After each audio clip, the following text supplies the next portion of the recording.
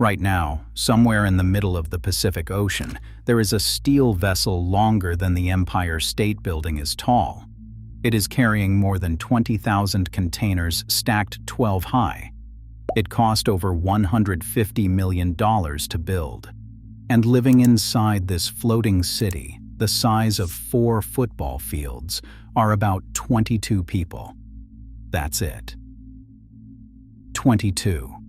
No port for the next 11 days, no grocery store, no plumber, no doctor down the street, no fresh water for 1,000 miles in any direction. If something breaks, nobody is coming to fix it. If someone gets sick, the nearest hospital might be 3 days away by helicopter, and that is, if a helicopter can even reach them. And yet, every single day on that ship, those 22 people wake up, take a hot shower, eat 3 cooked meals, and sleep in their own private rooms, in the middle of the ocean, with no land in sight. How is that even possible? There are 3 things every person on a cargo ship has to do to survive a voyage that can last anywhere from 3 weeks to 9 months. They have to sleep, they have to wash, and they have to eat. And every one of those 3 things works in a way that is far stranger and far more clever than you would ever imagine. By the end of this video, you will understand exactly how a handful of people live for months at a time on a machine surrounded by nothing but water. So let's start with the one that surprises people the most. Sleep. Here's the first thing you need to understand. A cargo ship never stops, ever. The moment it leaves port, the engine runs 24 hours a day, 7 days a week, until it reaches the other side of the world. There is no pulling over. There is no parking for the night. A ship that stops in the open ocean is a ship drifting at the mercy of the waves. So the engine runs, always. And that means the people on board cannot all sleep at the same time. Somebody has to be steering. Somebody has to be watching the radar. Somebody has to be down in the engine room making sure that nothing is about to catch fire. So the crew runs on a system called watches, and it has been used at sea for hundreds of years. The most common version works like this. You are on duty for 4 hours. Then you are off for 8 hours. Then you are back on for 4 hours. Around the clock, day and night, the same rotation, which means a sailor might be steering the ship from midnight to 4 in the morning, sleep for a few hours, then be right back at it by noon. Your body never gets a normal night's sleep. You learn to sleep in pieces. Here is the strange part. Most sailors say they get used to it within a week. The human body adapts to almost anything. But sleeping on a cargo ship comes with a problem you have probably never thought about. The ocean moves. In rough weather, a ship can roll 20, even 30 degrees from side to side. That is enough to throw you clean out of your bunk while you are asleep. So the beds are built differently. Many have raised wooden edges, and sailors use something called a lee cloth, a strip of canvas that fastens up along the open side of the bunk, turning the bed into a kind of shallow box that holds you in place while the entire room tilts back and forth in the dark. And then there is the noise. You are sleeping a few steel walls away from one of the most powerful engines ever built, a machine the size of a house that pounds away non-stop. The whole ship hums and vibrates with it, all day, all night. New sailors say it is impossible to sleep through. Experienced ones say something else entirely. They say that after a while, the sound of that engine becomes the most comforting thing in the world, because as long as you can hear it, you know the ship is alive and you are safe. It is when the engine goes quiet that everyone wakes up in a panic. Silence out there means something has gone wrong, so that is sleep. But it leads straight into the next problem, and this one is the part that genuinely sounds impossible. How do 22 people take a hot shower every single day, for months, in the middle of an ocean with no fresh water? Because here's the thing. You cannot drink seawater. You cannot wash in it.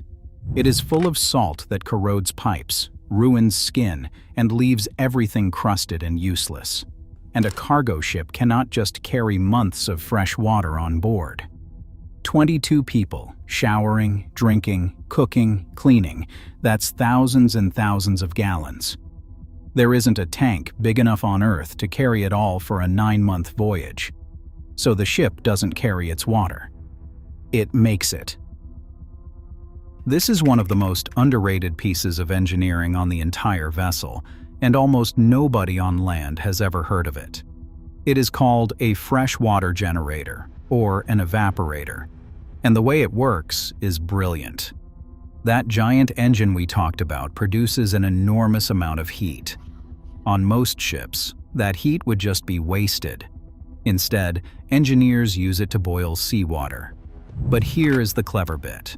They do it inside a vacuum, at low pressure, which lets the water boil at a much lower temperature, around 40 to 60 degrees Celsius instead of 100 degrees Celsius.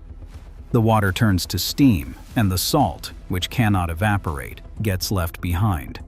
That clean steam is then cooled back down into pure, fresh, drinkable water.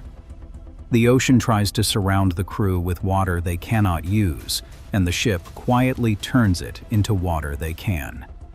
A modern vessel can produce tens of thousands of liters of fresh water a day this way, more than enough for hot showers, laundry, cooking, and drinking.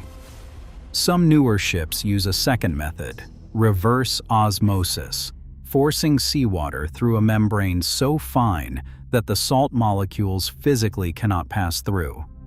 Either way, the result is the same.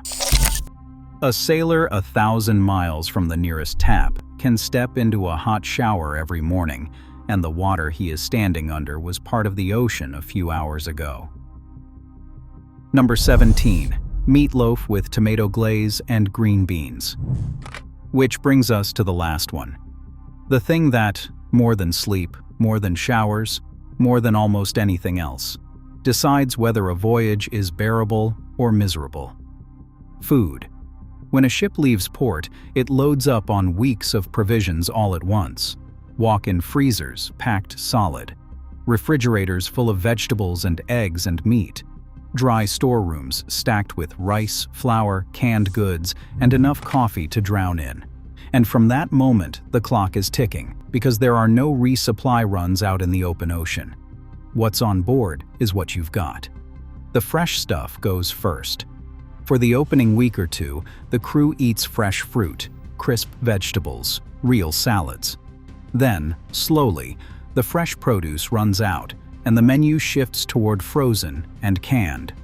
Experienced cooks plan for this down to the day, rationing the good stuff, stretching the fresh food as long as humanly possible, because they know exactly what it does to morale when it's gone.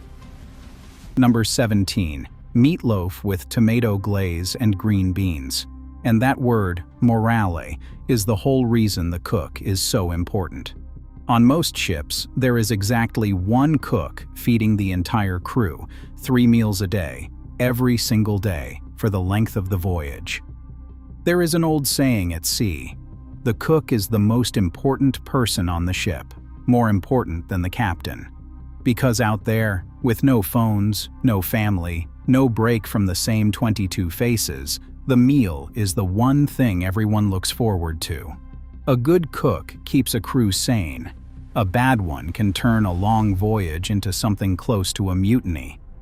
The crew usually eats together in rooms called mess rooms, and on many ships, those crews come from all over the world, Filipino, Indian, Ukrainian, Polish, all on the same vessel. So a good cook learns to cook across cultures, switching between dishes from half a dozen countries, so that everyone, no matter where home is, gets a taste of it once in a while. So that's how it works. They make their own water. They sleep strapped into tilting beds to the hum of an engine that never sleeps. And they live or die, emotionally at least, on the skill of a single cook. But here is the part that surprises people most. Ask a sailor what the hardest thing about the job is, and almost none of them say the sleep, the food, or the water. Those problems are solved. What they say is the silence of being unreachable. Weeks without a real conversation with the people they love, watching the same horizon every single day. And yet, ask those same sailors if they would give it up, and most of them say no. Because they have seen sunsets with zero light pollution, stars so thick they look fake, and storms that would stop your heart. They have felt a kind of quiet that does not exist anywhere on land. They are part of a world that moves 90% of everything you own, and almost nobody ever sees it. So the next time a package shows up at your door, remember it crossed an ocean on a steel city crewed by 22 people who slept, showered, and ate in the middle of nowhere just so it could reach you. Now I want to hear from you. Could you handle 9 months at sea with the same 22 people? Drop your answer in the comments. I read every single one. And if you learned something today, hit that like button and subscribe for more. I will see you on the next one.